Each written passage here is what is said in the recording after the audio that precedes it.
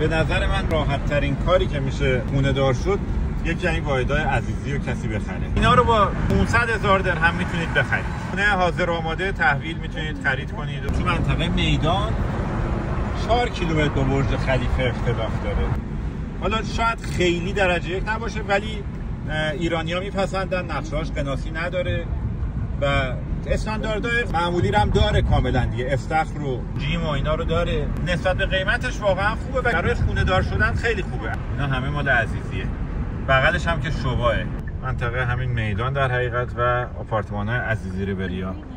فاز جدیدش که خیلی با کیفیت بالاتری داره کار میشن. یک کسی فاز جدیدشو بخره، فضاش هم خوبه، سرسبزیش خیلی خوبه، واقعا استانداردهای مورد نیازو داره. اون پشتی هم که شبا میشه دوباره. از لحاظ ساکنین با کلاسی هم پیدا کرده. خیابونای پهن و سرسبزیش هم نسبتا رسیدن و بیشتر هم دارن روش کار میکنن. همه ساختمونا استخرشون تو طبقه اوله، یعنی بالای گرند فلور استخر رو باشگاه بدنسازی و ایناست. تو همه آپارتمانا شاید ببینید، تو همه چیزاش میبینید استخر داره. الان البته این استخر آپارتمان‌های روبروه.